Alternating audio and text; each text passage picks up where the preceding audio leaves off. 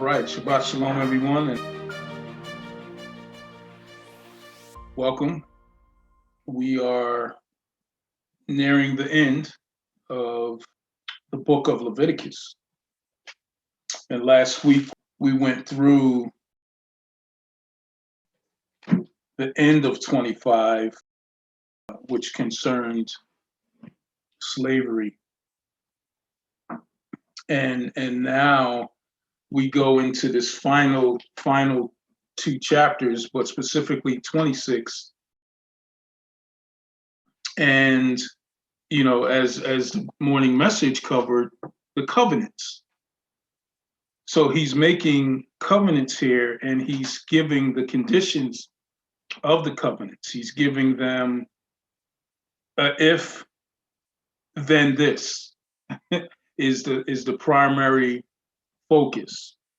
The if, then this is going to carry out through all of what we're about to get into, because we're going to look at this word if in the sense that there is a connection to the covenant and the covenant promises if we're obedient to and follow the instructions.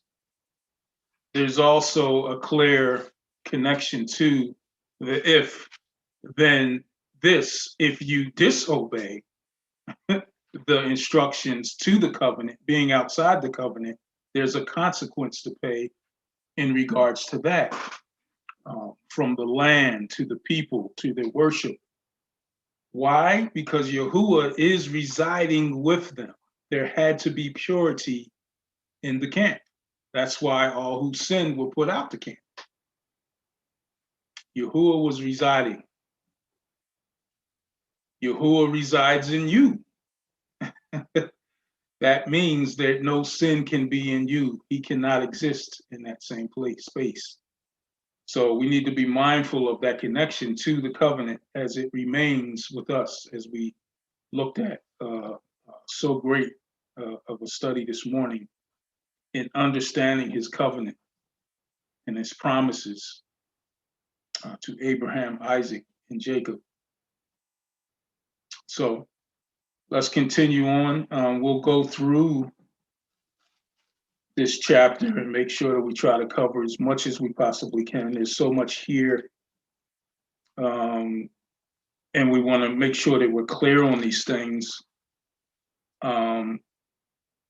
And again, the goal is to finish the book, but we're not going to tie ourselves to that, because we know sometimes we can get, really in detail about things and they last a little longer. So a lot of verses, but we'll try to tackle it here. So let's do,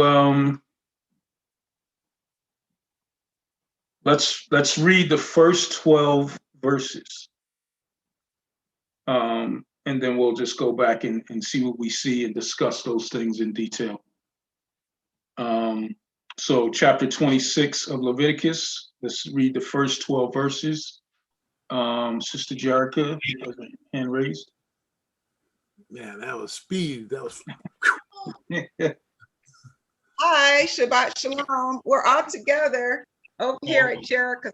We're sharing internet and stuff. So I'll start reading the first 12 verses, if that's okay. All right, sure. Ye shall make you no idols nor graven image, neither rear you up a standing image, neither shall ye set up any image of stone in your land to bow down unto it. For I am Yahuwah Elohim. Ye shall guard my Shabbat and reverence my sanctuary. I am Yahuwah. If ye walk in my statutes and guard my commandments and do them, then I will give you rain in due season, and the land shall yield her increase, and the trees of the field shall yield their fruit, and your threshing shall reach unto the vintage shall reach unto the sowing time, and ye shall eat your bread to the full, and dwell in your land safely, and I will give you peace in the land. Lying down with nothing to fear, and the Shabbat of life, though evil be a part of the land, there is no sword to bring in the land, and ye shall chase your enemies, and they shall fall before you by the sword. And 5 of you shall chase 100, and 100 of you shall put 1,000 to flight, and your enemies shall fall before you by the sword. For I will have respect unto you, and make you fruitful, and multiply you, and establish my covenant with you. And ye shall eat old store, and bring forth the old because of the new. And I will set my tabernacle among you, and my soul shall not abhor you. And I will walk among you, and will be your Elohim, and ye shall be my people. And that's from the Sefer Bible. Praise Yah. What stands out to you there? Well, all of it stands out. It's just a reiteration of how faithful and loving Father is, how he gave them this covenant, and he told them how he would bless them and give them all these good things, and that they would just have to, guard his statutes, walk in his ways, and live up to his commandments. They'll get all these blessings. And the Father has not changed. Those blessings are still for us now. So praise Yahuah. Hallelujah. Praise Yah. Praise Yah. What else do we see there? Thank you, Sister Robbie. I'm kind of blown away by all of the Aleph Tavs I see in here, and all of the promises. Again, like we just talked about this morning, all of the covenant promises, and it's like a short, condensed version of what we read today. Yeah, that's right. That's what I was telling you earlier. Yeah, for sure. Right, it's amazing. Just in those few 12 verses, it was like all condensed and wrapped up. But I want to touch a couple things and highlight these Aleph Tavs because they're, again, placed in strategic positions. And we see the first one in verse 2 where it says, "You shall guard Aleph Tav my Sabbaths and revere my sanctuary." So, he's putting a significance on his Sabbaths. That's that covenant symbol, again, where we would expect it to be. Then we see it again in the third verse where it says, if you walk in my statutes and guard Aleph Tav my commandments and do them. There's that prerequisite you talked about earlier. You gotta, this is what you gotta do to get the rest of the promises that he's about to lay out. Absolutely. That he'll give you the rain in the due season, and then your threshing shall reach Aleph Tav unto the vintage, which is your harvest of your grapes and stuff, and it shall reach Aleph Tav unto the sowing time. So he's telling you, he's going to provide from the beginning to the end all your needs here, of all the fruits, the breads, all the things that you're needing here to dwell safely in your land. Again, wow, that's some beautiful promises. Then again in 7, he says, "You shall chase Aleph Tav your enemies." So he's going to give you the strength, and then they shall, fall and die before on the sword. What's that? That's the word, right? So, we got to come prepared to chase the enemies with that power of the word that he given us, his covenant attached to it. So he's given us his authority, his power in that. And then again, I see in verse 9, he says, "For I will have respect unto you, and make you fruitful, and multiply you, and establish Aleph Tav my covenant with you." There we go. That's a covenant promise of all of these things that he's going to do, and he's put that seal of that Aleph Tav on there, and says, "Here we go. You do these. I'm giving you all of these promises. I'm with you. I'm going to be with you all the way through it. I'm going to strengthen you. I'm going to give you the power to even disperse your enemies. But you got to trust in him and use the sword, right? The word." So that's how I see this beginning. And like I said earlier, it's like, wow, it's like a snapshot of what we listened to this morning. So praise Yahuah. His word's awesome. Absolutely. Yeah. Yeah. And that's why the first thing I said was the connection to what we're going through as a body, as an assembly. We're getting the same message, reiterated. And I was saying how just as he requires us to understand his memorials, they're also repetitive to be put into our minds over and over and over. Reading in the morning, in the evening, put it on your doorposts, on your foreheads even, right? Written on your hearts, he says. So praise y'all for that. Good stuff, brother. JP? Oh man, hallelujah. I think the first verse definitely reiterates what was been said in Exodus 20. I know we had conversation during that time about making pictures or drawings, paintings and stuff. And we kind of, Yahuwah, he gives it to you a little bit more plainly in one verse, because we see in Exodus 20, it's a little bit more expanded. But here he's just really straight up what he's talking about, but just wanted to speak. I mean, I know, brother, you spoke on it and said in the beginning, and it's very important, I think, for not just us, but everybody who reads the scriptures to read verse 3 and say, if you, like you said, it's so important. I mean, I heard that a while back in our, earlier in our assembly as we were, gathering back in the day. Now I could say, what I mean? And it was brought up, and I never forgot it. I always remember, like, wow, like that word if, if you do this, and he says specifically in verse 3, if you walk in my statutes and guard or keep my instructions or commandments and do them. So then it's like, that's what we got to do, and then here we go. Now let me speak to you and what, show you. So just want to share that. I think it's so amazing. I've never forgot it. So Yeah, that short little word, the 2-letter word, life hinges on, and there's a book, I can't remember the author, where he goes into this whole explanation about the word if and how life as a whole contingents on that one word in general. So very good, brother. Very good things to point out. I want to talk about the idol too, because I think what's interesting, I think you pointed it out, was that it encapsulates all of the things that go within what an idol is in that one verse. But I want to talk about that word in reference to something that Paul says, and knowing that this is where he got it from. But I'm gonna go with Brother Devlin and Sister Wendy first. Hey, Shabbat Shalom. Shabbat Shalom, brother. So far with what's being read, I'm seeing a lot of Yahuwah's love and mercy and what he wants for us, because here we've got, just an example of the gifts and blessings that will come along with if we follow his commandments.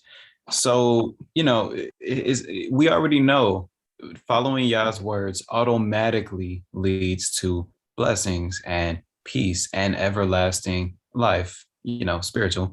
So it's like a spiritual a law of physics, if you will. So with that being said, and with him knowing that this is literally what he wanted is what he wants for us today as well. But like in this time, this is what he wanted for the people. I mean, I know we're about to get into cursings, but that's like a warning. But for this, he's literally saying, this is what needs to be done in order for you to live a good life and all these blessings. And if people come against you, you will have strength against them. He does not want his people to fail. He wants this for them, and he wants it for us. Because if he didn't care, I know a lot of unbelievers or skeptics, or we try to argue against it, will say, well, why does he do all these curses if he's loving? He literally is telling us what he wants for us. And it's, and the children of Israel are agreeing with it. We're part of this covenant. We agree. We'll do what you say. But, it's just I hope I'm making sense here. It's what he wants. So of course he's going to give that to us. At this point, in my personal opinion, I say he's rooting for them. Like, do this so that you can have peace, long life, and everything else. So that was just it. I also saw it as just a sign of, or one of many examples of how much he loved his people and loves us today, so that this word is still alive thousands of years later. Absolutely. Well put, brother. You just reminded me of something that I was thinking about earlier, and I didn't write it down. Usually I write down little ideas that I get, but you just brought it back to me. In the realm of, you said, this is what you have to do this is what you got to do if you want to live here. If you want to live in my camp, if you want to live in my sanctuary, if you want to live in my presence, this is a requirement. Obedience is the grounds by which all these things hinge. Why? Why? He says, because I am Elohim. It comes right off the bat, verse 1. I am Elohim, because of where I dwell, right? And the next from verse 3 all the way through verse 12, he talks about his promises. Why? Because these are his promises. But what you reminded me of is, when I got around 16, that's when for a young man, specifically, I was an athlete, so I started getting muscles a little bit. I was tall, I was a little bit taller than my dad. Started, feeling myself a little bit. I thought I could come and go, whenever I wanted to, And I came home late one night, hanging out with some of my friends, and on a weeknight at that. It wasn't even a weekend, it was a weeknight. And the door was locked, the front porch lights were out. And I'm like, I can't get in the house. So I had to go back wherever I was. So I ended up spending the night at my friend's house, but I had to get home early enough to get myself together to go to school. And he was there to open the door. And he was just like, if you're going to live here, you will be back here by such and such a time without hesitation, and, for your own safety, not even realizing, as a young teenager, the dangers of the night, full blast. You know what I mean? I thought I knew, but didn't know in the realm of what my father was trying to teach me. And the same thing that Yah is teaching them. This is their provision. This is their safety, And in the realm of verses 1 and 2, it encapsulates the first half of the commandments, right?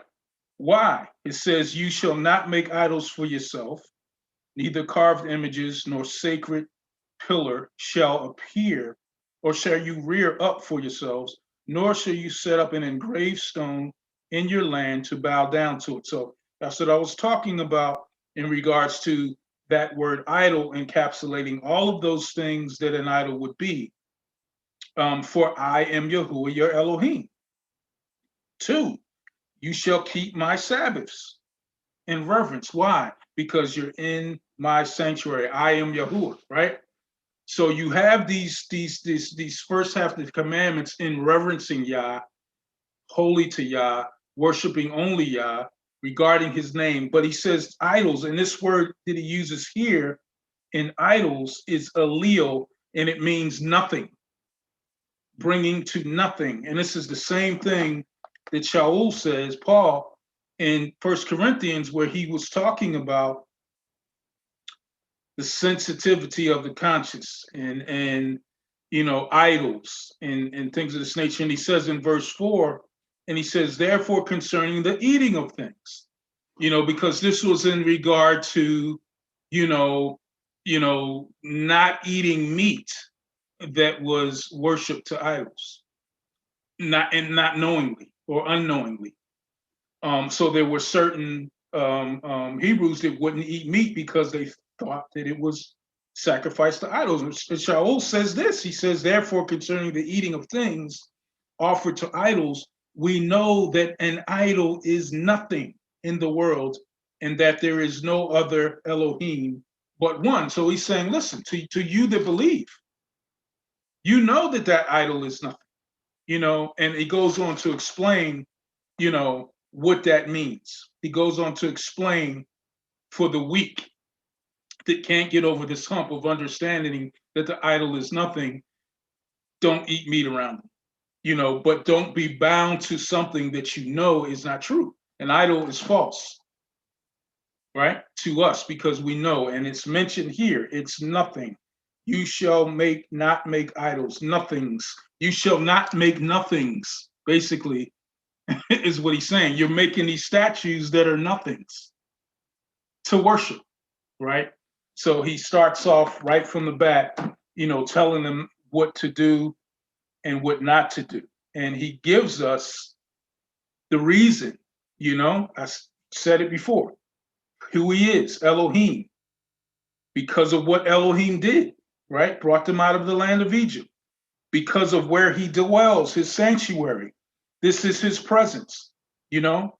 Here he says his sanctuary, you know, but in 1 Corinthians chapter 6, he deals with the whole idea of you being the dwelling place. Ephesians chapter 5 or chapter 4, the same thing.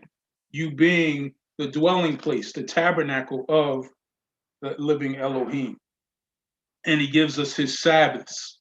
We are to keep his Sabbaths in reverence. We are to keep them holy. All of his Sabbaths, not just the seventh day, but also his holy set apart days, his Moedim. All of those are encapsulated in all of these things. And, you know, we understand that obeying Yah is to walk in his statutes, right? That's what he's saying. Obeying me is to follow these things, to walk this way. To disobey me is to walk contrary to the things that I'm telling you and despise my statutes. You know, we talked about not understanding his provision, you know, and saying and looking at the Torah as, man, you know, I got to do that, you know, I can't do these things, not realizing that we get to do these things, that we're a called out special family that get to have instructions that give us long lasting life. And that we are protected from the things that we want to do because those things will harm us, right? So the perspective has to change. The outlook has to change. Our minds have to be changed to think like he thinks, right? We also obey, like we read from verse 3 to 12, because of his promises. These are the things that he promises if we live this way. You know, Brother Devlin brought out the idea of blessings and cursings. And we know that we're later on, Deuteronomy chapters 28 to 30, he gives the blessings and cursings of living in his land. These are the requirements for living on this land, right? Verse 4, he says, then I will give you rain in its season. The land shall yield its produce, and the trees in the fields shall yield their fruit. You know, speaking of the rain for the crops, you know, one of the things that Israel often got ensnared with was the worship of Baal, right? Oftentimes, you know, they swayed between two opinions, you know. Who was it? Elijah said, you know, hey, choose you this day. Who you going? If you're going to serve Baal, serve Baal. If you're going to serve Yahuwah, serve Yahuwah, right? And then he brings this whole idea from this Canaanite deity of rain. That's who Baal was. He was a Canaanite deity of the storm, of the rain. In 1 Kings, he talks about how he shut it up, the heavens, to stop the rain, just so they can see who was the true Elohim. You know, Elijah was even joking around with him, so maybe he's asleep. You know, maybe he can't hear you. Maybe cry out louder. You know, showing them who the real Elohim was. Praise Yah, JP.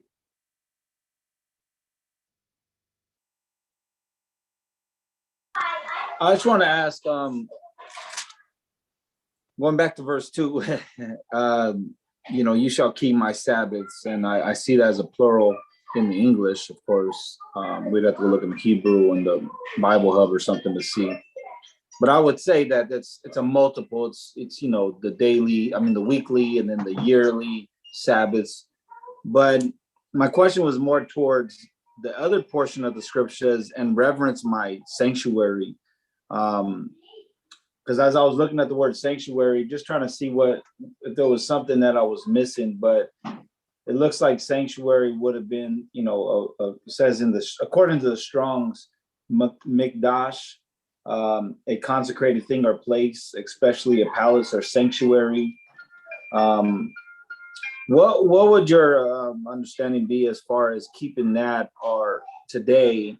Because comparing it to then, when they did actually have a tabernacle to go to, as far as today, what would your thoughts be on keeping this part of this instruction? Well, his sanctuary is where he resides. All right. In regards to his sanctuary, where does he reside now? Where is his ruach? Are you asking me a question? Yeah. Where's his ruach reside? Oh, yeah. Well, it's within you. It's within us. So now it's talking about keeping your sanctuary clean. Don't do any sin. There's sins you can do against yourself. Sexual sin is against yourself, also against Yahuwah, but he resides in you, right?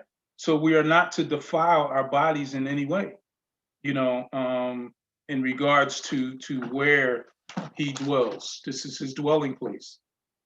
So in regards to that, I would say absolutely ourselves, because buildings, nowadays, they really sanctuaries, some of these places, your sanctuary is your home.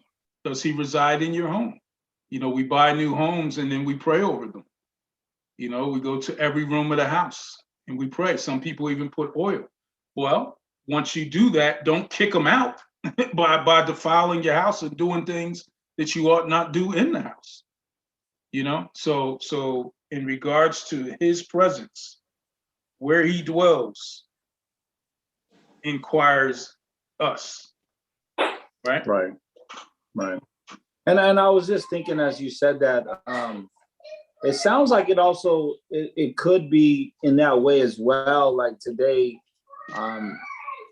as a motivation to the church or the assemblies of today that do have a physical building, to say that if this is the sanctuary that you're saying, a person saying this is the sanctuary, this is our church or our temple or assembly building, it should be looked at as that way too, like to have that, because you see it today. I mean, you go into some churches, I haven't been to a church in a long time, but you can go to one and you can see like how they're acting in it and what they're doing and the way that they're making it just be like a fun house, like a circus or comedy show.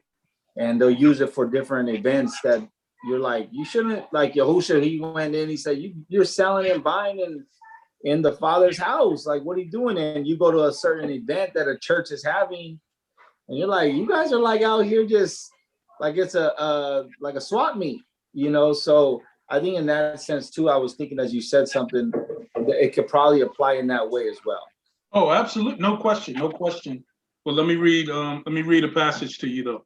This is out of Ephesians chapter 4, starting in verse 17. I see you, Rick. I'll come to you next. This I say, therefore, and testify in the Master, that you should no longer walk as the rest of the Gentiles walk, in the futility of their mind, having their understanding darkened, being alienated from the life of Elohim, because of the ignorance that is in them, because of the blindness of their heart, who being past feeling have given themselves over to lewdness, to work all uncleanliness and greediness. But you have not so learned Yahushua, Messiah. If indeed you have heard him and have been taught by him as the truth in Yahushua, that you put off concerning your former conduct the old man, which grows corrupt according to the deceitful lusts, and be renewed in the ruach of your mind, and that you put on the new man, which was created according to Elohim in true righteousness. Therefore put away lying. Let each one of you speak truth with his neighbor, for we are members of one another. Be angry and do not sin. Do not let the sun go down on your wrath, nor give place to the devil. Let him who stole steal no longer, but rather let him labor, working with his hands what is good, that he may have something to give him who has need. Let no corrupt word proceed out of your mouth, but what is good for necessary edification, that it may impart grace to the hearers. And do not grieve the ruach of Elohim, by whom you were sealed for the day of redemption. Let all bitterness, wrath, anger, clamor, and evil speaking be put away from you rather, with all malice, and be kind to one another, tenderhearted, forgiving one another, even as Elohim in Messiah forgave you. And then walk in love. So we see all of these characteristics that are off-putting to be put out because of where he resides in you. We are his sanctuary, is what Ephesians 4 is telling us. Go ahead, Brother Rick. Hallelujah. And I'm speaking in response to JP's question, and you know, you got to look back to the Tanakh. It begins there, you know, and we see the only place that Yahuwah, his Ruach resided was where he placed his name, right? A place that he chose. And that is the place where, you know, the Ark of the Covenant and those things were placed because they were an extension of Yahuwah and Yahusha. And therefore, now let's transgress forward. We know that the actual tabernacle was destroyed in 70 AD. And therefore, we no longer have a temple where all of these things were residing. We no longer have the Ark of the Covenant, which is the symbol of his presence, his commandments, all those type of things. So now we flash forward again to the Brit. We see in Acts, let's see, 7. Let's see, I'll actually start here in 45. It says, and our fathers who received it brought it in with Yahusha. When they disposed of it, the nations Yahuwah drove out before them. It remained until the time of Daud, who found favor in the sight of Yahuwah and asked to provide a dwelling place for the Elohim of Jacob. Then he goes on, he says, but it was Solomon who built the house for him, right? And then it says, however, the Most High does not dwell in houses made by human hands, as the prophet says, the Shemayim is my throne, and the earth is my footstool. What kind of house will you build for me, says Yahuwah? Or where will you build my place of my, where I just lost where I was at, repose be. So, and then he goes on, has not my hands made all of these things? So, you know, we can attempt to build a place where we can gather and assemble, and that place does need to be set apart unto Yahuwah, right? Even this place here, which is virtual, you know, but it still is a place that represents Yahuwah and his presence and his people. So therefore it needs to be respected in that way, just like when Yahusha came and drove out those, because they were disrespecting the place where Yahuwah, you know, where people came to gather in his name and those type of things. So, but what goes on further now is what Brother Rod said, you know, we are his temple. We need to be pure, kadosh, as we see the scriptures saying over and over and over again. That is the key.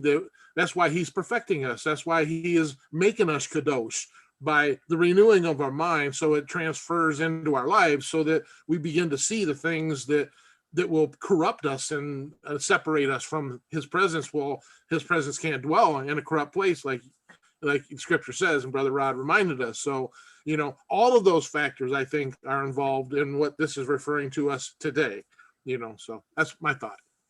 Yeah, absolutely. Great points, Rick. And to further clarify, JP, read 1 Corinthians chapter 6. I'm not going to read the whole thing, but specifically speaking of glorifying Yahuwah in your body, right? Right. And then it says, I'll just start in verse 20, last verse. It says, because it goes through a list of things of what we stay away from, right? Of what we no longer do, of what we strive to do even. And then it says, verse 20, for you were bought at a price. Therefore, glorify Elohim in your body and in your spirit, which is Elohim's. So that culminating, the residing place, his tabernacle, his sanctuary being us, right? So just wanted to follow up on that. But yeah, good passage, Rick, to clarify, the presence that he had in the sanctuary that they built where the ark resided, and now where he resides, in us. Praise Yah. So we were looking at, we were just, fingering through the verses. I think we left off in verse 6. JP got his hand up too. And Unique. I'm sorry. Go ahead, JP, and then Unique. I'm right there with verse 6. I just want to share that. I think that's a beautiful verse. And the reason why I say that is because even for my children, they, being young, and I remember being a child afraid of the dark, or, you go outside, like they can look at the property we live on, and it probably looks like miles of land, and you're just like, oh, don't go out there, it's dark, and so we tell them, that this is, the house of Yahuwah, like this is protected. We have a hedge of protection around us. And it goes back to that, one of my favorite portions, talking about chariots of fire that are surrounding us, and, things like that. And you're just like, and here he says that, he says, I will give peace in the land, and you shall lie down, and none shall make you afraid. And I will rid evil beasts out of the land, neither shall the sword go through your land. And so when you sleep, you just sleep peacefully. You have an easy in sleeping. You don't, I always tell people, like, where I rest my head is like special. Yeah.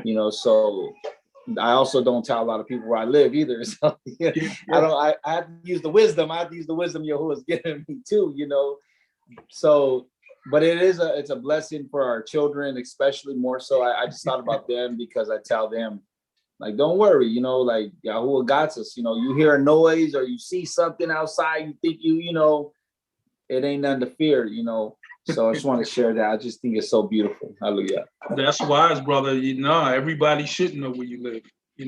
There's wisdom in that. We're the same way. We are the exact same way. Trust me. But that set of verses 6 through 8, we're gonna dig into those a little bit. But I'm gonna let Yonique go. Go ahead, my sister.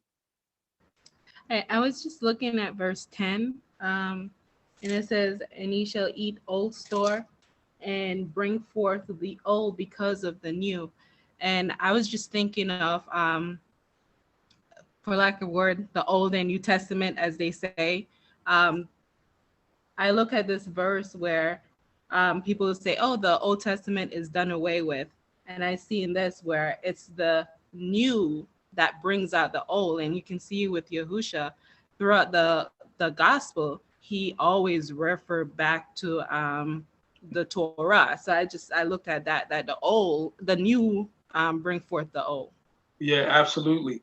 I like what you said in regards to the passage. They're literally speaking of you will still. I'm blessing you so much, the abundance that you will have. You'll still be eating the old harvest when the new harvest comes. That's that's how much I'm going to be blessing you. But in regards to what you just said, you know, the ridiculous idea that the Old Testament is done away with and you only go by the New Testament, there really is, the New Testament is made up of everything that's in the Old. When you look, like they weren't reading from the New Testament when they were writing, when they were giving the account. Everything they said refers to the Old because that was the scriptures that they're talking about. So that idea that the Old is done away with because we have the New makes absolutely no sense once you look at what is actually being written and what is actually being said out of Yahusha, the disciples, and all the letters that they wrote. So good point, sister, to bring that out. So let's look at these verses 6.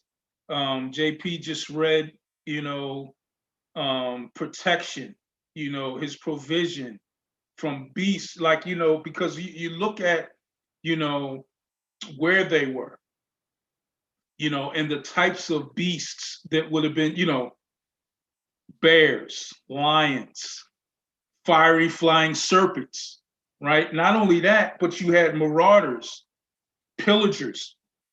They were coming through, they were killing the children, they were raping the women, they were taking all of their belongings, everything, all of these things they were being protected from.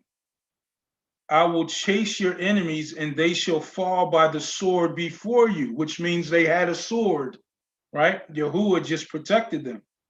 5 of you shall chase 100, you know, and 100 of you shall put 10,000 to flight. Your enemies shall fall by the sword before you. And I looked at a couple passages in regard to that. Psalm chapter 20, verse 7 says, some trust in chariots, some trust in horses, but I will believe in Yahuwah my Elohim. I'm paraphrasing from memory. Let's read it though. Psalm 20, verse 7 says,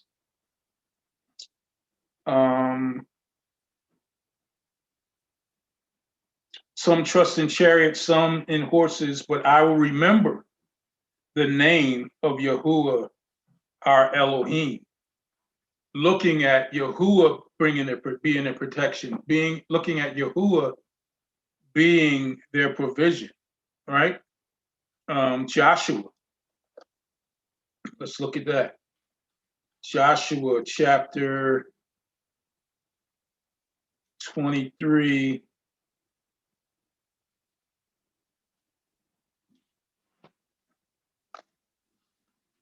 In direct correlation to chapter 8, he says this in verse 10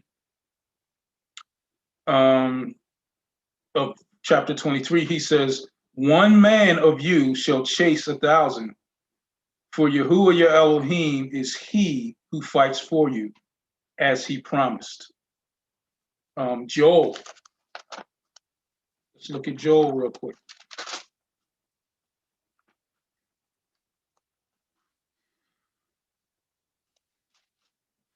Joel chapter 2. I'm going to start in verse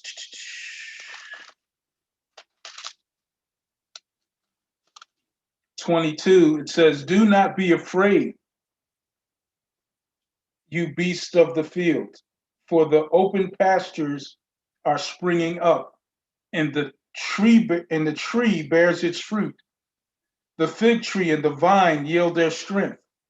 Be glad then, you children of Zion, and rejoice in Yahuwah your Elohim, for he has given you the former rain faithfully, and he will cause the rain to come down for you, the former rain and the latter rain in the first month.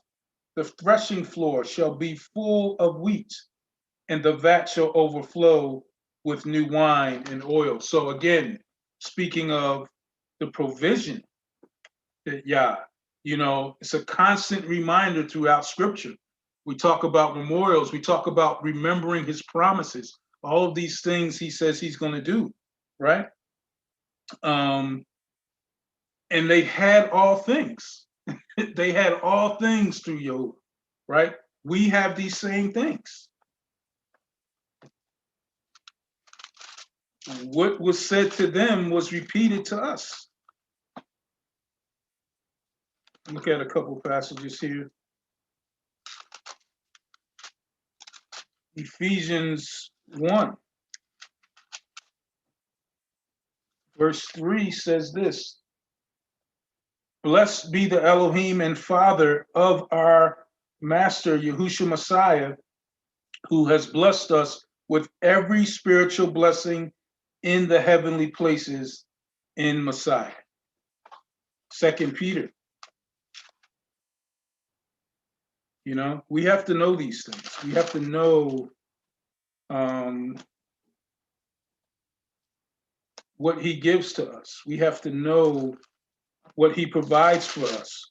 We have to know that we have all things through him and by him.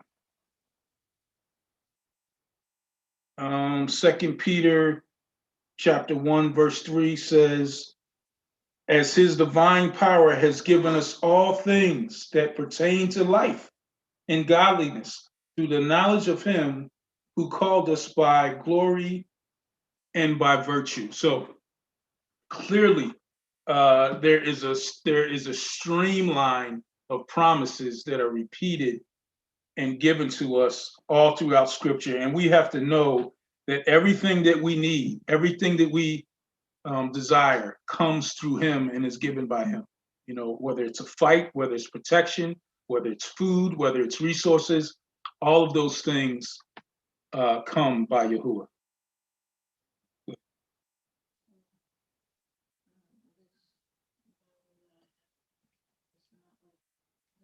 Hallelujah.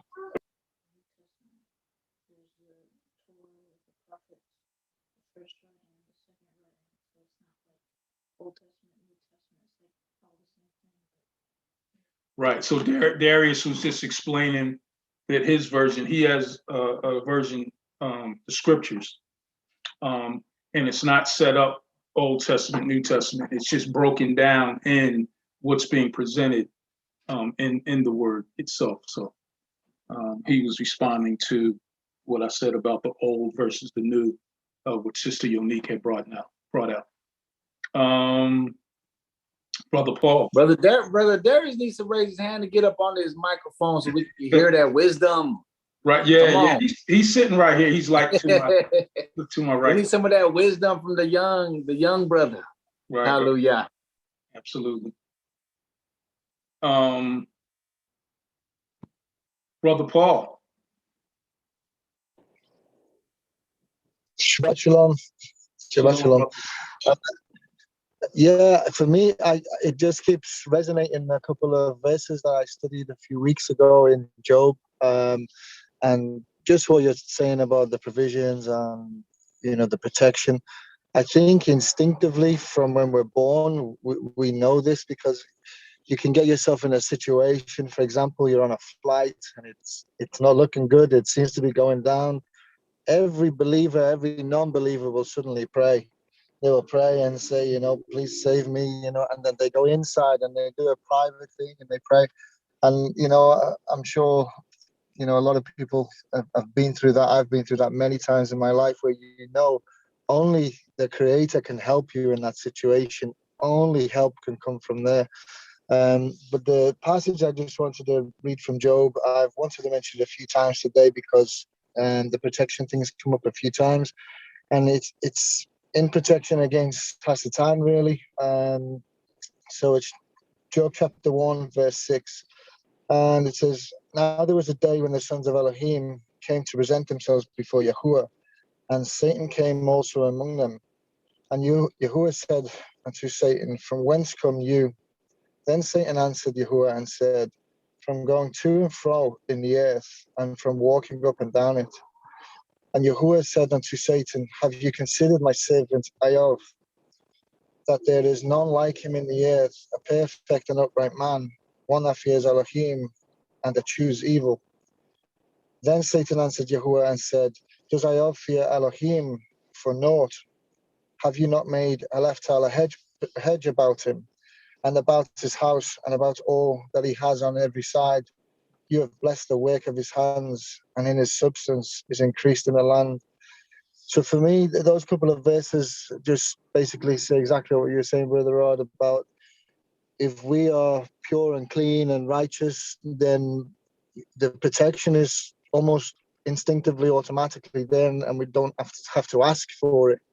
I think when we get ourselves in situations in the world before coming into Yahuwah, before coming into the truth, we suddenly pray and suddenly try and reach out and get help. But the first thing we instinctively do is say, oh, I'm sorry for this, or I'm sorry I haven't been a great person, but please help me in this situation. And I don't know about everybody else, but I did that a lot when I was younger. I like reached out for help and prayed. But the first thing I did instinctively was apologize for, not doing something right, or not having a great relationship and praying more often and things like that. But for me, those scriptures, those two verses are very, very powerful, because, there was times in my life where I was protected and I asked for protection. And there's times when I had protection without even knowing I was protected. And it was when I was definitely walking right and being a good person, so I felt like I just wanted to share those couple of verses because it's popped into my head a few times today about the protection side of things. Praise Yahuwah. Yeah, praise God. Praise God. Protection, even, those that know him, protection, even when you're not, when you're in places that you shouldn't be. Like when you are clearly walking outside of his covenant, when you're clearly walking outside of his, instruction, and things happen around you, like things happen a second before you get there, or a millisecond after you leave. How many situations, if you look through your life, I know if I look through my life, I'm like, man, or just looking at different situations that I was in the midst of mayhem and still being protected. I can't tell you how many times. That's a sermon within itself. And I just really think and really believe that Yahuwah is, imploring us, like Sister Desire said, it'll be beseeching us, to pay attention to the words, that are coming from his mouth. Because, just as you were saying, Paul, verses 12 and 13, I will walk among you and be your Elohim, and you shall be my people. I am Yahuwah your Elohim. Again, reminding you of what? I brought you out of the lands of Egypt, that you should not be their slaves. I have broken the bands of your yoke and made you walk upright. So us walking back into the ways of the world, it's like, we want to go back into slavery. Like he brought us out of it, but we want to go back in it. We miss it, the Israelites, they can't. And we're going to talk about we're talking about the animals here and what the animals are doing, and the protection that he's providing them from the animals, and the wild beasts. And, when we get to Isaiah chapter 30, they were willing to go back through the Negev where the lions were. You know what I mean? Like it says in Isaiah chapter 30, it said, you will walk through the young and old lion, the fiery flying serpent. You're going to go back through the desert where there are snakes that have venomous bites and they leap at you. Where the young and old lion were, that speaks of the old lion teaching the younger lion how to hunt. You're willing to go back through all of that out of where I brought you from, just to get away from me. And the provision that he provided for them was enormous. And he was trying to remind them constantly of this fact. I brought you out of the land of Egypt, that you should not be their slave. I have broken the bands of your yoke and made you walk upright. Praise God. Praise Yahuwah. Good stuff, brother. Oh, hallelujah. Yeah, I was just looking at that word in verse 9.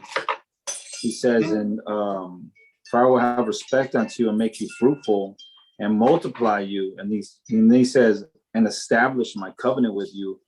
That word establish is the word kum. And it's interesting because the word kum means like to rise up or like to stand. And so I don't know, it was just a different like view that I had in my mind when he says, I will establish my covenant with you. He's like, I'm gonna stand it like with you, like it's like next to confirm it with you. Well, I was thinking like more like it's like this, like a stone, like that's like boom, it's like somebody comes into your area, the covenant is with me, you know, and it's like they can see it. I don't know, my mind, it was like visualizing this because of the word, you know, because the word, the way it said it, like rise up or stand up or like have it. It was almost like when you're at a covenant with Yahuah, you don't have that same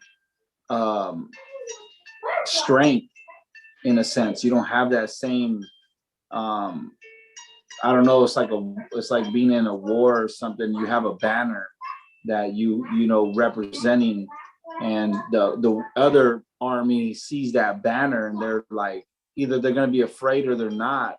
But when you have the covenant of Yahuah, the enemy, which would be Hasatan, you know, he understands that covenant that you're a part of, and it does make them tremble.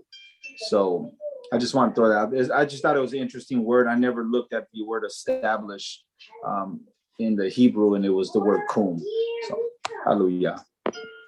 Yeah, my version says, for I will look on you favorably and make you fruitful, multiply you, and confirm my covenant with you. But yeah, I like it, make it, you know, make it stand, you know, make, you know, like you said, the banner, like when they see you coming, they know who you are. They know whose you are. You know, I never told this story because, you know, it's kind, you know, I was really never into the, you know, spooky stuff like, you know, demons possess people. I know it exists, but you know, I never really, you know, I just, you know, I don't talk about it much, right? Because it can be it can be controversial, right? But this happened years ago, and this was, I mean, I was young. I was in my late 20s, I guess. And I was a new believer at the time. And, you know I was just like, when I first believed in the saving grace of Messiah, I just read the Bible over and over, just kept reading it. You know what I mean? I would put on jazz music and just read, you know, like people do with their coffee in the morning or whatever. And I would just, you know, so I was in the word, I was praying. And I remember I walked out of my apartment at the time. I was living, my apartment was on the campus of University of Penn, Ivy League school. And I was walking, I was going to the store or something. And I saw this guy walking towards me. He was I guess about 3 or 4 car lengths away. But he was like literally foaming at the mouth, and he was yelling, you know what I mean? Like he was, you know, like he had a mental disability, but it was like he was possessed or something. So I was like, I'm preparing myself, because I'm like, what does this do? You know, what do I need to be ready for?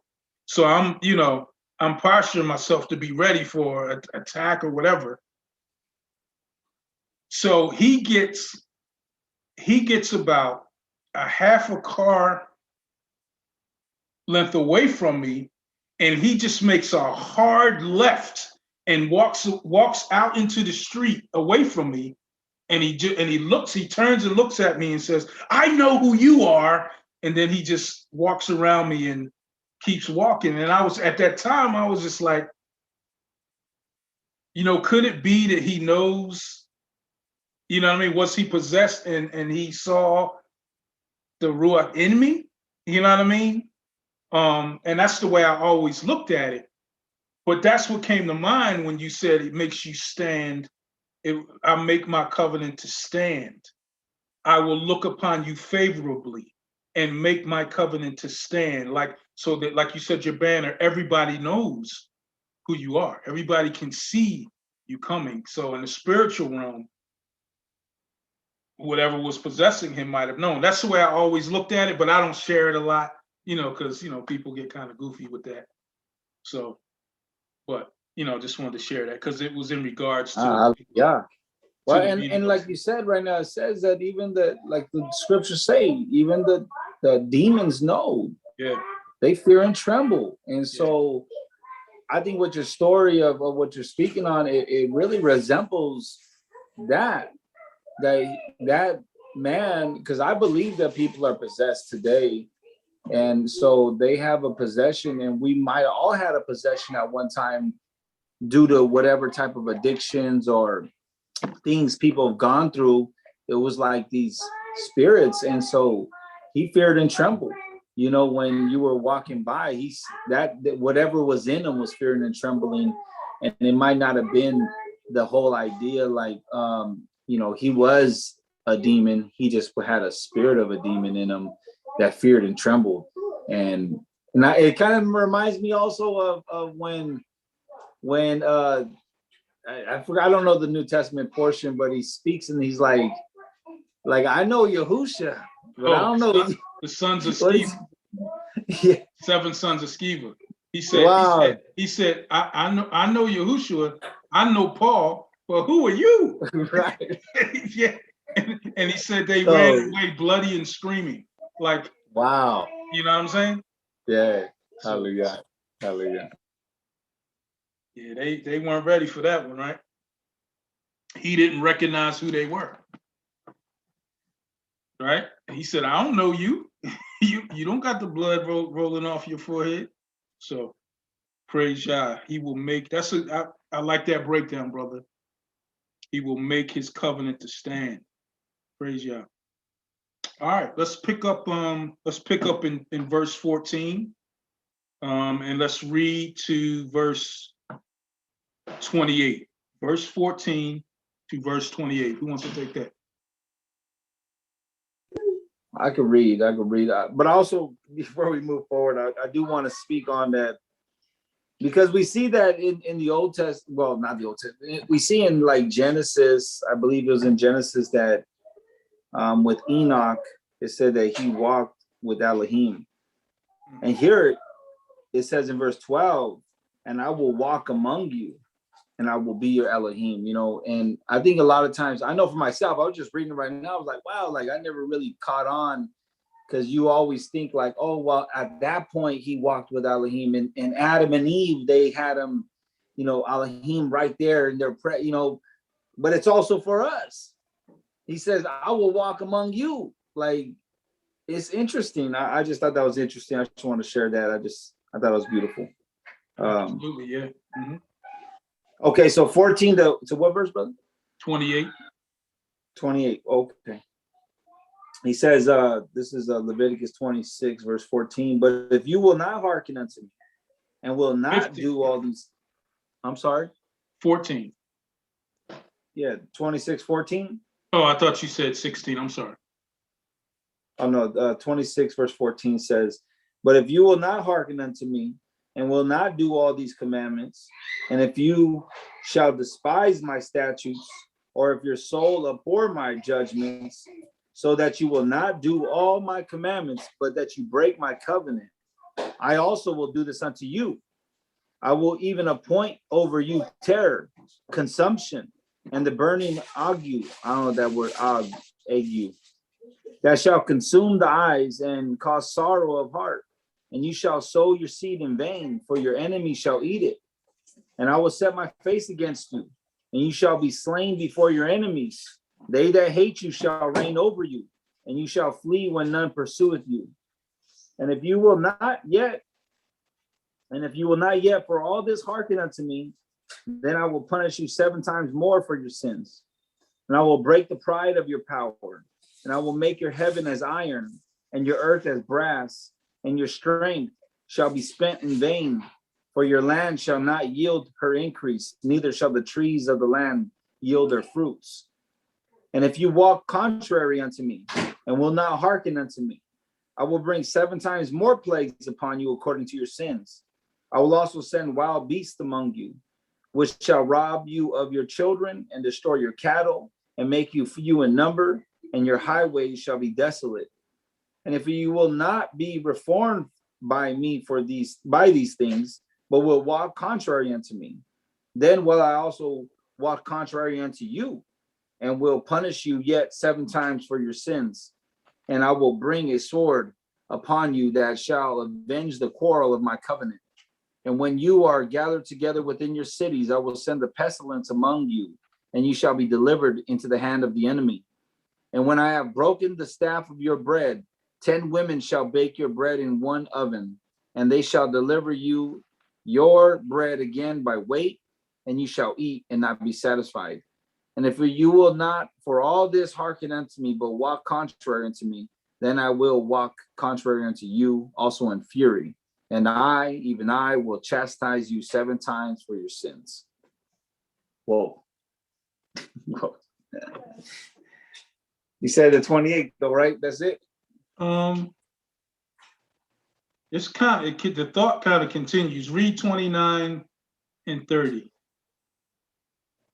It's just keep going. So he says, and you shall eat the flesh of your sons, and the flesh of your daughters shall you eat. And I will destroy your high places and cut down your images and cast your carcasses upon the carcasses of your idols. And my soul shall abhor you. Praise God. All right. So, yeah, we got to stop somewhere. So, yeah. Let's stop there. Whoa.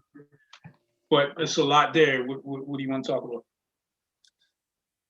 Well, my question would have to be, because I see that he did give a first portion. It seemed like a first portion up to 20, and it sounded like he was saying like 21 wasn't like, he's like, if you're gonna walk contrary to me and not hearken to me, like from what I've already done, I'm gonna do this now. I'm gonna go even stronger on you. That's what it kind of sounded like to me. Like he was like, I guess what I was thinking is that he loves you so much that even after he chastises you and puts you through this and you still don't listen, he's like, all right, I'm gonna go a little bit harder on you. And you still don't listen. He's like, I have to go hard. I have to keep going to show you that I love you so much that I'm trying to wake you up and shake you. So I just want to bring that up. Hallelujah. And where do we see an example of it now? This wasn't necessarily a chastening. This was a correction. But who else did he give that many chances to? Where do we read that? He gave him 10 chances. Anybody, this is for anybody. Come on, y'all, this is trivia. Come on, bring it out. Right, trivia. Pharaoh. Absolutely. He gave him 10 plagues. He's every time he was like, now will you do it? Oh, okay, boom. Well, then I'm gonna do this, right? So you're right to see that, JP, because he's giving them layers, right? If you don't do this, I'm gonna compound it. I'm gonna compound it to the point where you are completely desolate. He said you'll be eating your sons and your daughters, and we'll get into that because it did happen, right?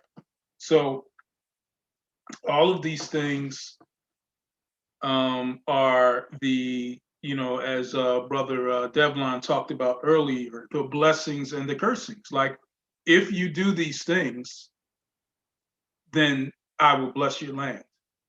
If you don't, then this is going to happen. But the amazing thing about all of this is that there's always a hand out for repentance. There's always a way back, right? He's always giving them a chance to obey, to return to him, repent, return to Torah, right? Go ahead, brother. Well, the first word, you know, I mean, right off the bat in 26:14, the word, it says Shema. He says, but if you will not Shema, if you will not hear me, Yeah. like if you won't listen to me. And what does that mean? Hear and do. Right. Yeah. If you ain't gonna do it and you ain't gonna hear, you're not even paying attention. It's like you close your ears to me. And then he says, and will not do all these commandments. And then it's like he adds to that and he says, and if you shall despise my statutes, and that word, I was looking at that right now because I was like, well, it says ma'as, or no, it's ma'as. It says to reject, or according to the James Strong's, he says it's to spurn or to disappear. He says to disappear, like to my statutes.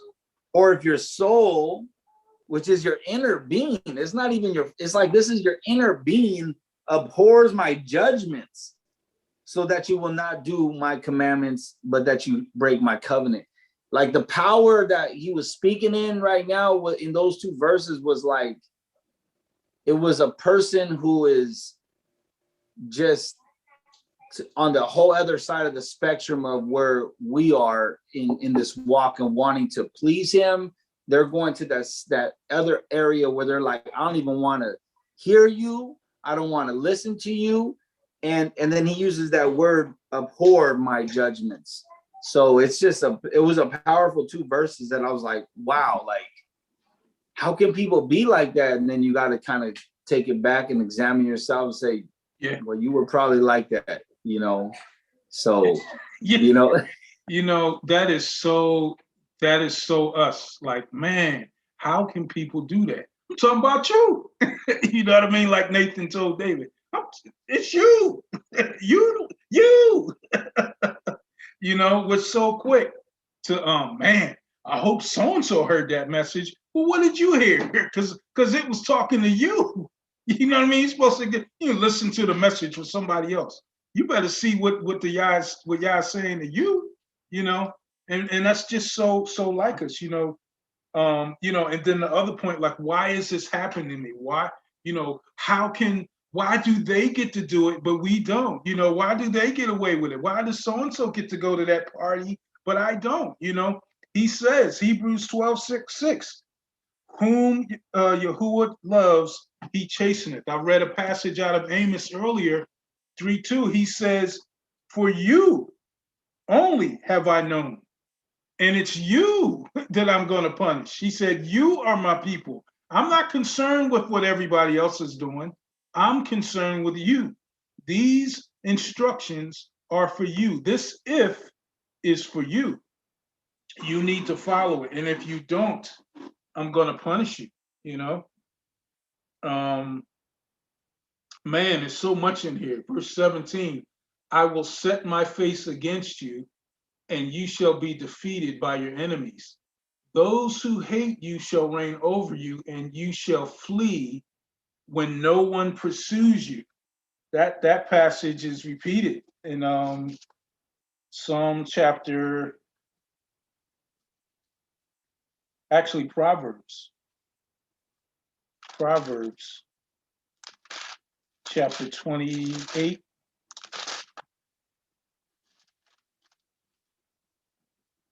Verse 1 says, the wicked flee when no one pursues, but the righteous are bold as a lion. Man, Jeremiah chapter 5, verse 17 says this,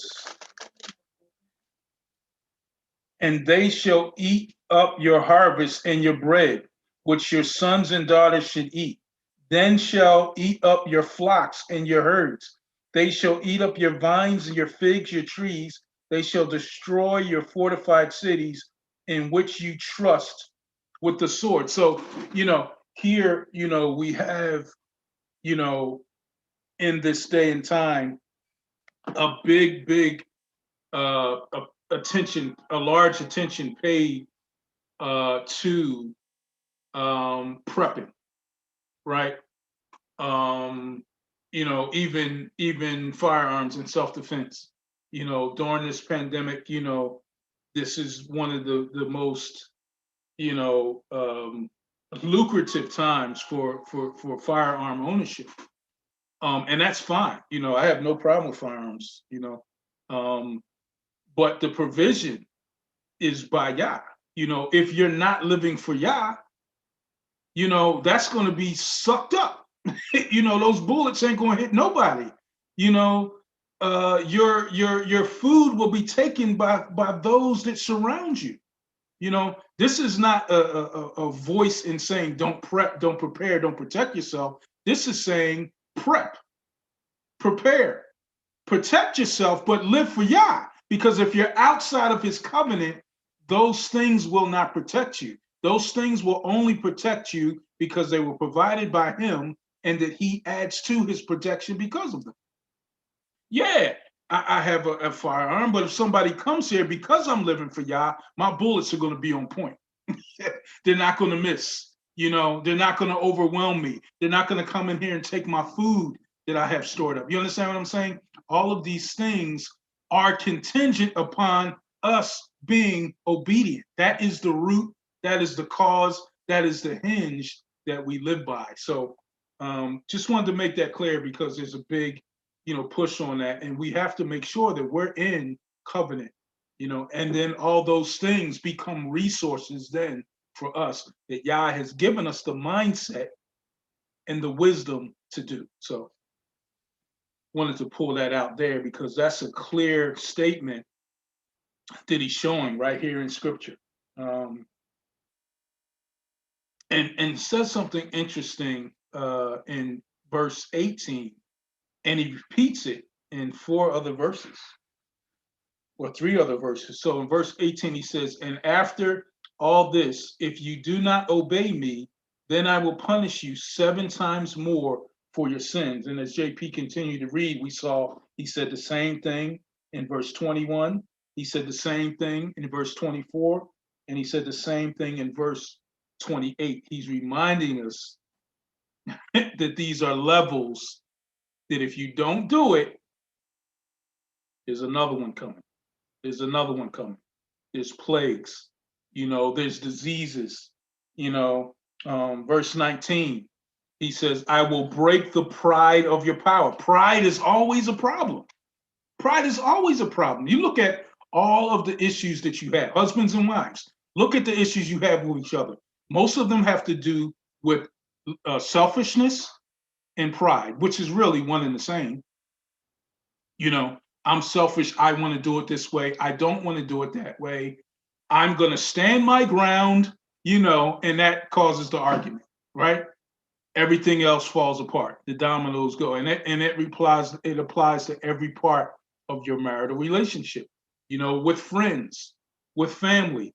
Pride is always going to be the weed that grows in your garden that will choke the life out of you every time. So clearly in scripture, throughout scripture, we see that, and we see that here. I will make your heavens like iron and your earth like bronze. This is talking about the provision that they had was through rain. Rain caused the crops to grow. Rain also softened the ground so that they could plow, right? So I will shut up the heavens so there'll be no rain. I'll make your earth so hard that you won't even be able to plow it. That's what he's saying to them. He's speaking to them in a way that they will understand. And then he goes and says, and the strength shall be spent in vain. You'll be planting in vain. You'll break up the ground finally. It's because it's so hard, but everything you plant won't grow because the heavens are shut up. I'm not going to let it rain, right? And we talked about that earlier, how in 1 Kings, he did the same thing. He shut up the heavens. Their crops weren't growing. They were praying to Baal. Baal never answered them. You know, Elijah was making fun of their God, and then Elohim, our Yahuwah, stepped in, right? Sister Lisa.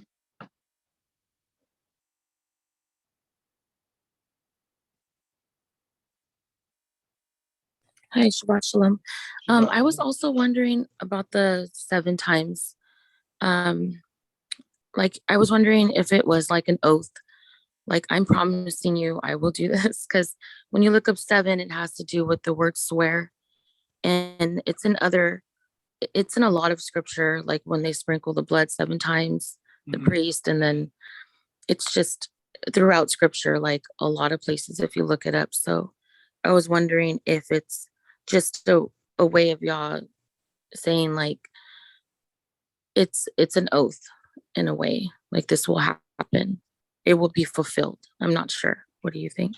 Well, in regards to what he's saying here, so JP brought out earlier how he's speaking in layers and levels, right? So he's giving them the ifs. If you do this, then I do this. If you don't do this, then I'll do this. And he says, he characterized it by 7 being completion, meaning, you know, my wrath is going to even be complete in that 7. But he says 7 times more punishment than I was given. Your heavens like iron and earth and bronze. So 7 times more punishment. So whatever punishment I was going to give, I'm going to give it 7 times more on top of.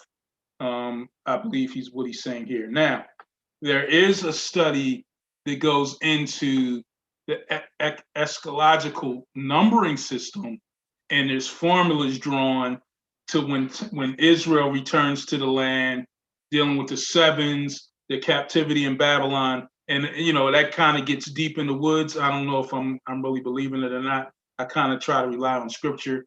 That's a whole nother view of the 7s, but I think he's just speaking the enormity here of what he's going to do to them in regards to the punishment. You guys can see that. It's kind of like a ladder of punishment that they're climbing here by disobeying him continually. All right. I just want to bring out, brother, a word on that pride, because I think pride, like you said, is that, because it's interesting because he does say in that verse 18, 7 times more for your sins. And I do see pride is like a root in a sense of sin.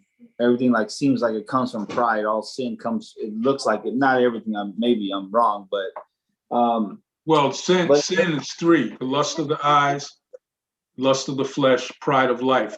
That's where all sin derives from. So that's part of it. Okay. Yeah. Hallelujah. And so then, yeah, I mean, here in Proverbs 8:13, it says the fear of Yahuah is, and then he says, hate evil, pride and arrogancy and the evil way and the forward mouth do I hate. And so it kind of like when I flipped it into here, it's like they have no fear of Yahuah. Again, goes back to 1 and 2, but there's no fear of him. Right. So that's why they've closed their ears to him. They've gone and rejected and despised and abhorred his statutes and everything. So I just thought that was an interesting portion. Then the second thing was talking about verse 20, what we teach our children, and what the scripture says is that one plants, one waters, and Elohim gives the growth. And here we're seeing that same thing, that he is in control of the growing of your fruits, you know. And he says, and your strength will be spent in vain. This is verse 20. For your land shall not yield her increase, neither shall the trees of the land yield their fruits. And he's like, I'm the one who's going to tell that fruit to grow. Yeah. And I'm the one who's going to tell the land to grow, like say wheat that's growing in your ground. And without me, it's not going to happen because of the way you've been. And so I just think that's an interesting portion. Hallelujah. Absolutely. In reference to that, also the iron, heavens like iron and the earth like bronze, because if it's not raining, again, the soils, you know how, and when the sun beats on, you have land now. You were talking about we need rain. You know how hard the soil is if there's no rain. It gets baked, it gets like clay. You got to really dig into it. And then what you digging for? It's not raining. So even if you plant something, it's not going to grow. Like, you can do all these things you want to in your own strength, in your own power, which is what the enemy wants, because he knows you're going to fail. He knows you're going to collapse. You know, he knows that we're approaching things without the knowledge and the wisdom of Yah. We're making our own plans, devising our own schemes, and not going through him. They're all going to fail. You know, our views, our eyes, what we see has to be pertaining to him. I want his eyesight. I want his mindset. You know, I want his attributes, right? Because they're going to provide this fruitful life that we seek, right? Verse 22, I will send wild beasts among you, which will rob you of your children, destroy your livestock, and make you few in number, and your highways shall be desolate. JP, you just went through your chickens getting attacked by what, a bobcat or something? What was attacking you? What was attacking your chickens? A hawk? Oh yeah. We had an attack of a. We think it was a hawk. It might have been a Yeah, dove. yeah. Yeah, I knew something was attacking them, Jones. But you know, but you have vision of that now. You know, my animals, you know, the animals that I raise, your pets, being attacked. You know, you talked about earlier, it stuck in my mind, you said you can sleep in peace. Just imagine, you know, in the middle of a jungle, you know, lions and tigers and bears, oh my, oh yeah, you know, all of those things that surrounded them, and them being able to sleep in peace or not sleep in peace, depending on where they were with the covenant, right? And, you know, this whole idea of their children being taken away. You know, there's a reason that that Jacob believed Joseph's brothers when he said a wild beast got him, because he knew there were wild beasts in the area, and they brought his clothes back bloody, right? It was something common in that land. David had to fight off lions, right, with his slingshot. So these are real issues that they dealt with. You know, some of us, as we move out further into the sticks, will start experiencing some of those wild animals, you know, because the more housing developments they build, they're cutting into their habitat. So you're going to start seeing mountain lions walk through your neighborhood, and, you know, bears every now and then. You know, you already see deer running across the streets and eating your crops. So all of these things, you know, become visual aids to us understanding scripture as well. Go ahead, JP.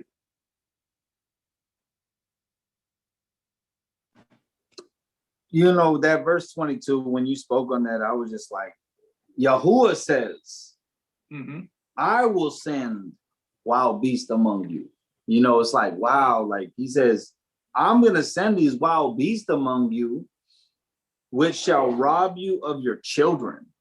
That's already like, that's, you know, that's just, it's a hard thing to because Yahuwah loves his creation, all of his children, you know, all of his creation. And for him, he's doing this to solidify himself to you and say, like, I don't know, that was a painful one.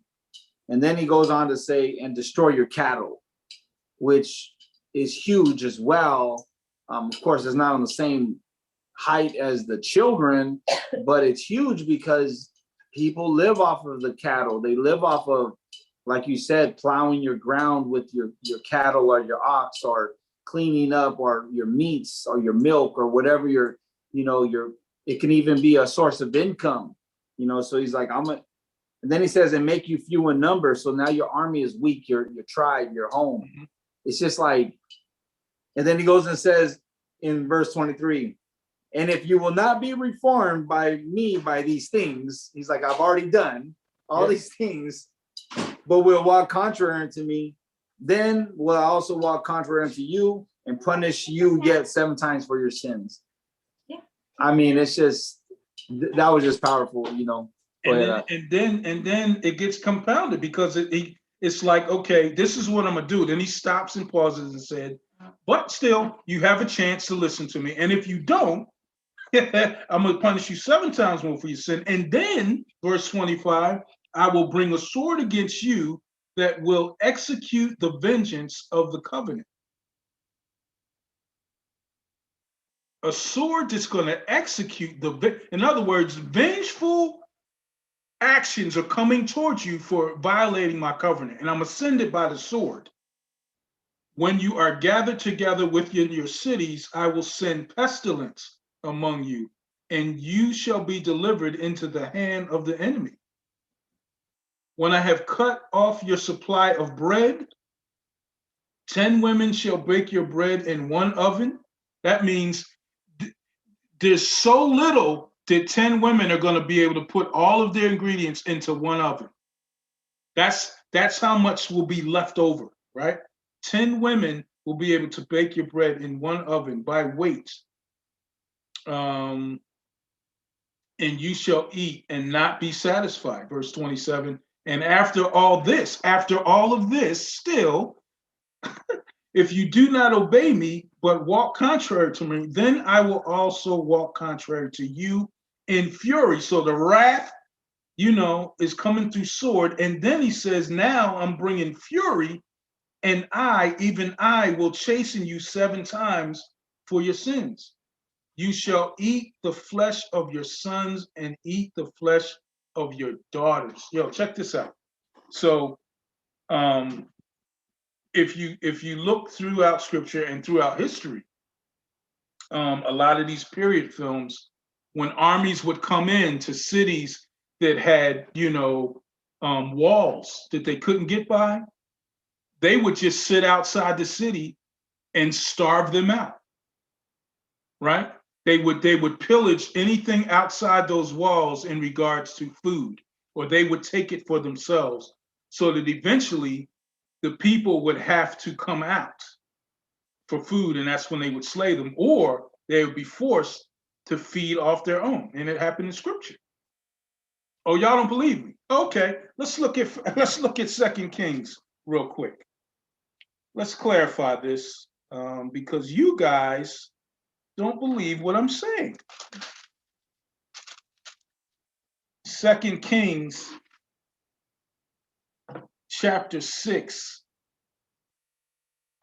Syria is going to attack Samaria in famine. Check this out.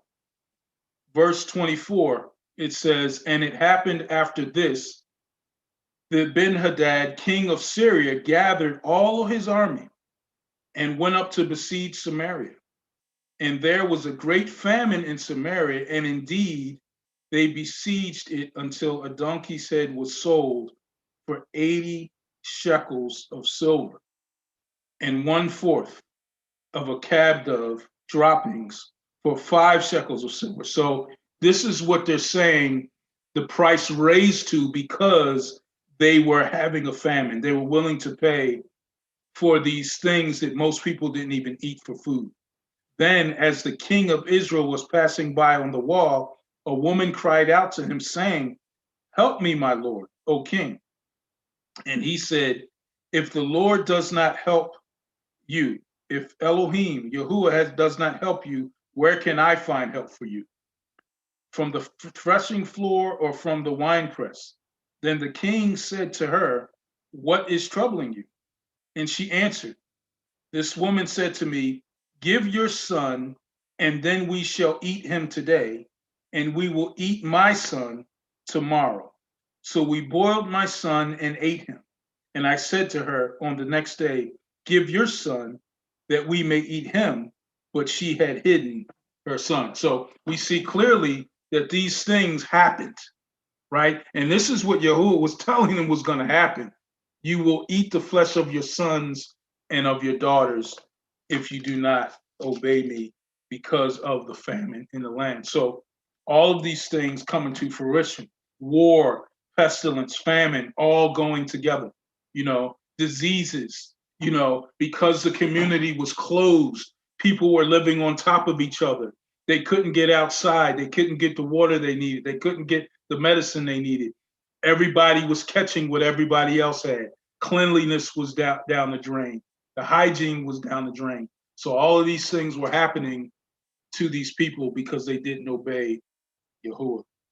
Sister Diane.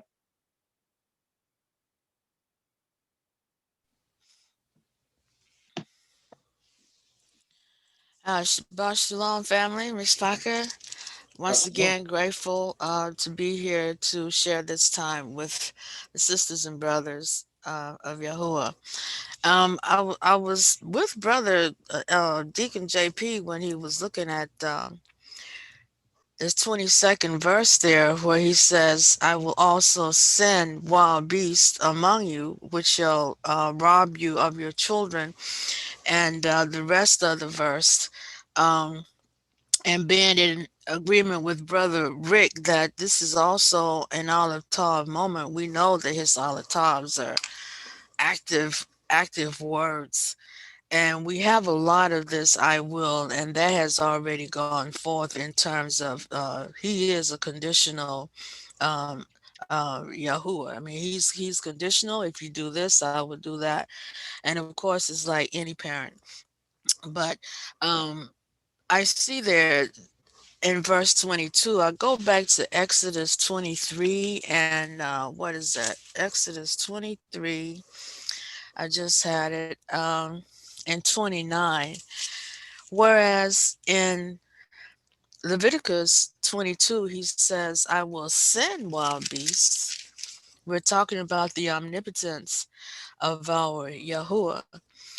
In Exodus 23 and 29, he says, I will not drive them out before you in 1 year. He's speaking about the hornets, which can be seen as beasts because the hornets can be very destructive. How he uses his own creation for his good and for his glory, as well as he uses them for our good and our glory.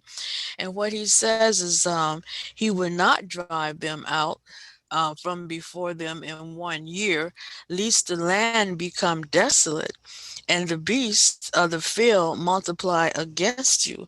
So in this particular time, at this particular time, he is keeping some of these animals in the land so that the beast does not multiply against them, and destroy them utterly.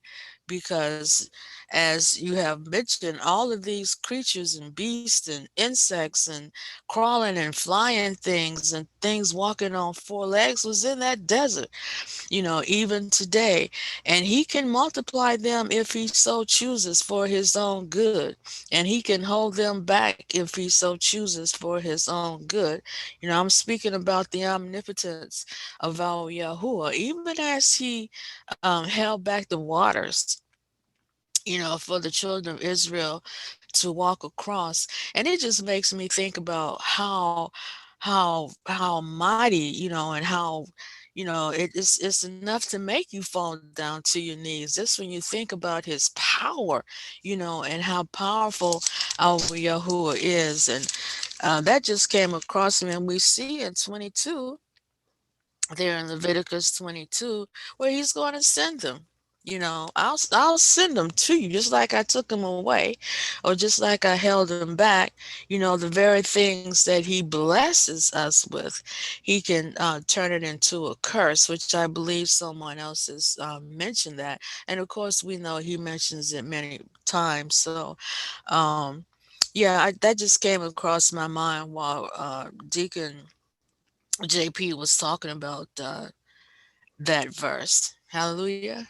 Praise Yah, praise Yah. Check out Deuteronomy chapter 32, verse 24. He says, Then they shall be wasted with hunger, devoured by pestilence and bitter destruction.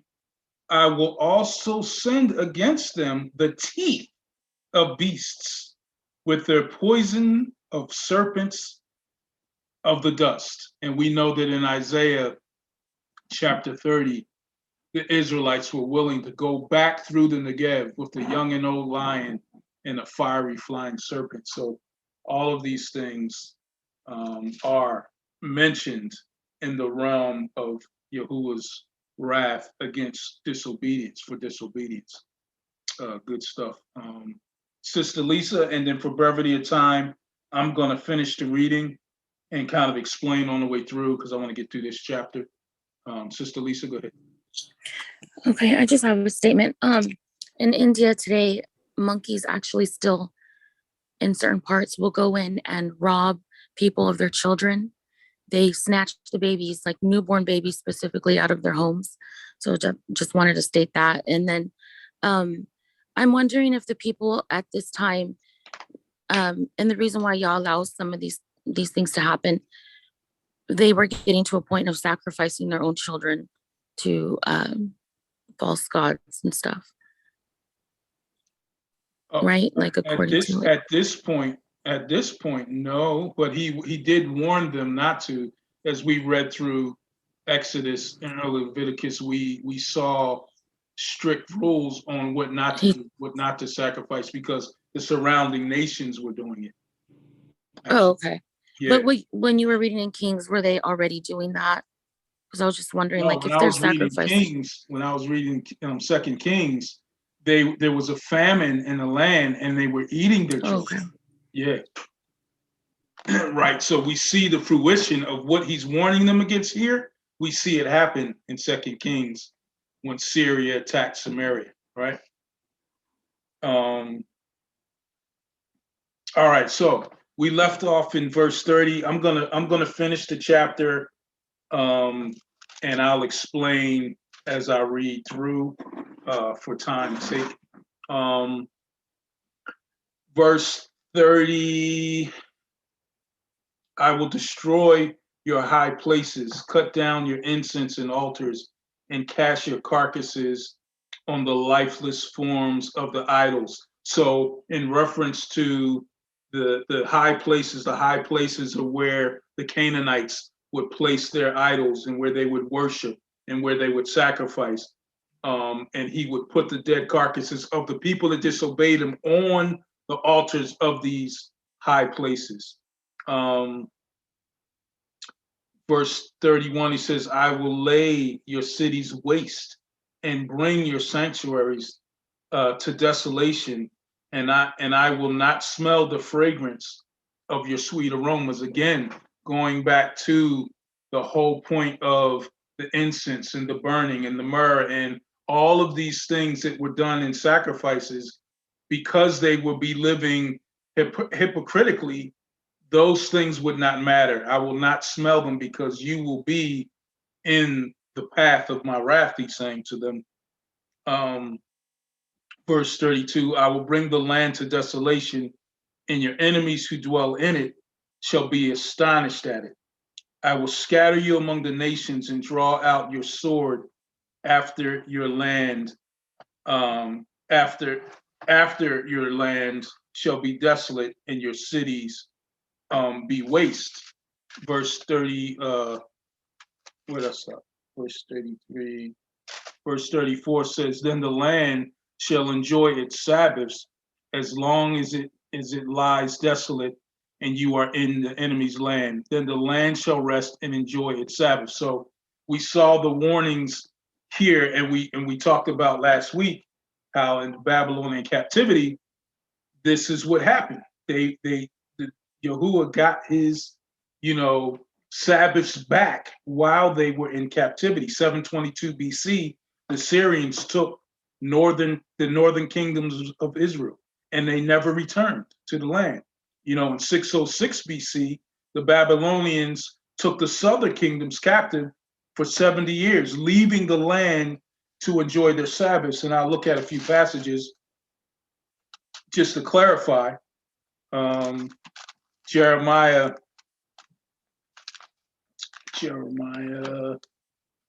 chapter 25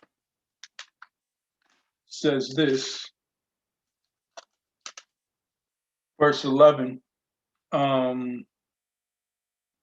as this whole land shall be a desolate and an astonishment, and these nations shall serve the king of Babylon for 70 years, right? And that's how long they were in captivity. Second Chronicles says this.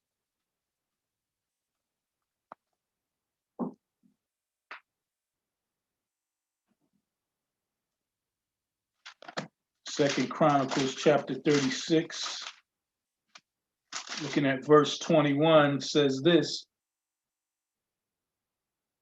to fulfill the word of Yahuah by the mouth of Jeremiah until the land had enjoyed her Sabbaths. As long as she lay desolate, she kept the Sabbath to fulfill the 70 years. So we see that those things that he warned them against actually did happen. Verse 35, as long as it lies desolate, it shall rest. For the time it did not rest on your Sabbaths when you dwelt in it, meaning that they did not obey and keep the Sabbath years. They did not keep the year of Jubilee. And going into captivity, the land got Yah got its land, his Sabbaths back from the land. Verse 36, and as for those of you who are left, I will send faintness into your hearts in the lands of your enemies.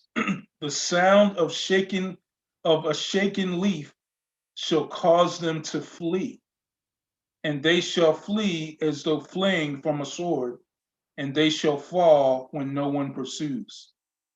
They shall stumble over one another as it were before a sword, where no one pursues, and you shall have no power to stand before your enemies. You shall perish among nations, and the land of your enemies shall eat you up.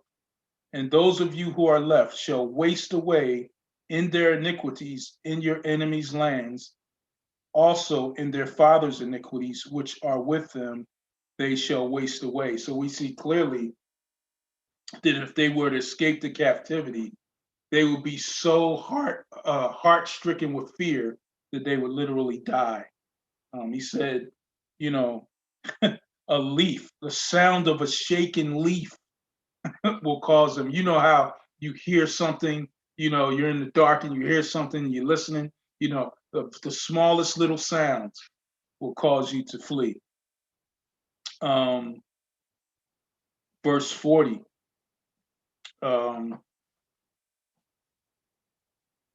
Verse 40 says this, but if they confess their iniquity, and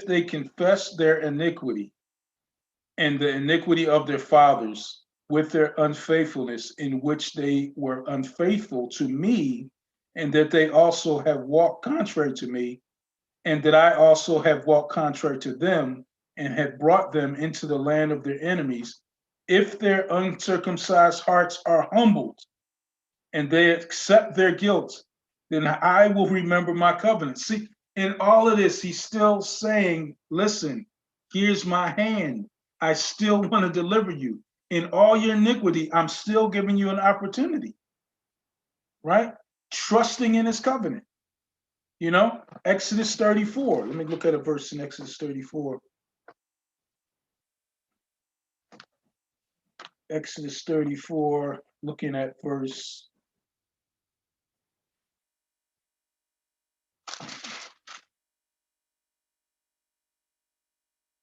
6. It says, Yahuah Elohim, merciful and gracious, long-suffering and abounding in goodness and truth, keeping mercy for thousands, forgiving iniquity and the transgression of sin, by no means clearing the guilt, visiting the iniquity of their fathers and children, and the children of the third and fourth generation. So here he's saying, if they remember and they see and they humble themselves, I will forgive, and I will remember my covenant with Jacob, verse 42, and my covenant with Isaac, and my covenant with Abraham. I will remember the land. The land also shall be left empty by them, and will enjoy its Sabbaths while it lies desolate without them. They will accept their guilt because they despise my judgments, and because their souls abhor my statutes. Still giving them an opportunity to confess and repent. It says he will forgive and restore, right? That isn't just an idea that we see in 1 John 1:9, that he is faithful and just to forgive us of all unrighteousness if we forgive our sin. He's saying that throughout Scripture. Let's look here. We saw it in the chapter we just read. Let's look at 1 Kings chapter 8. It says this.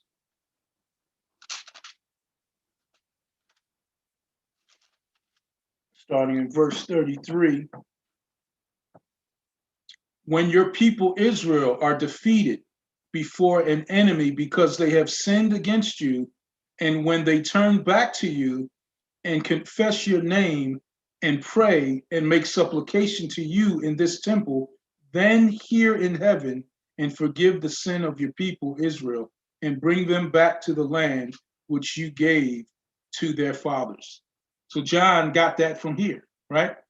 John got that from here. Just like Yonique said earlier, there's nothing new about the New Testament. They're quoting what was already written, right? And then the same thing is repeated in Nehemiah chapter 9 as John 1:9.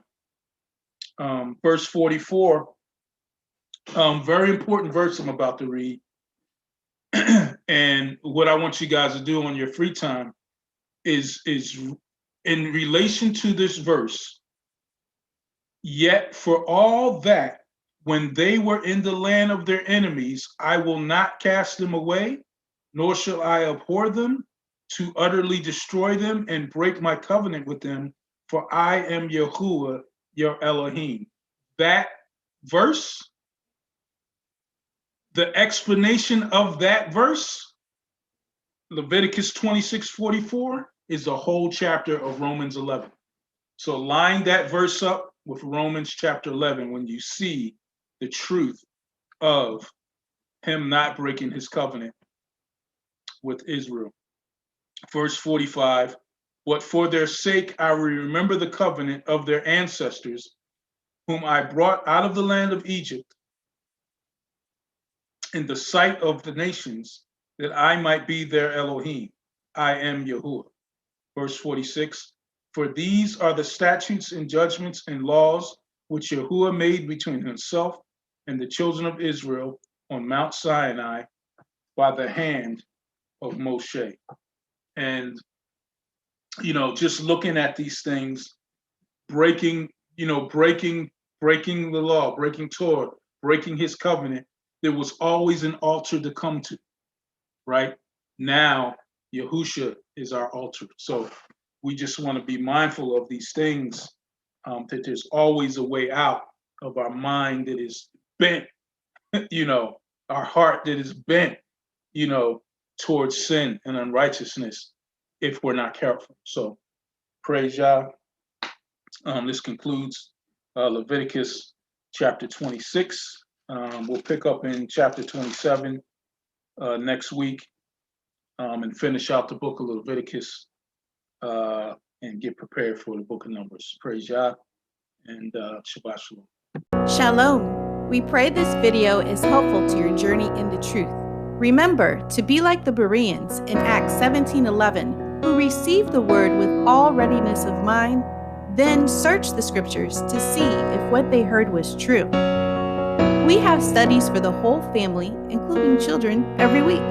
To learn more, visit assemblyofyahuah.com. Use the Join tab to express interest in participating. Use the Give tab to help support biblical assembly needs. To be notified of new videos, subscribe to our YouTube channel. Trust in Yahuah with all your heart. Lean not to your own understanding. In all your ways acknowledge him, and he will direct your path. Much love and shalom.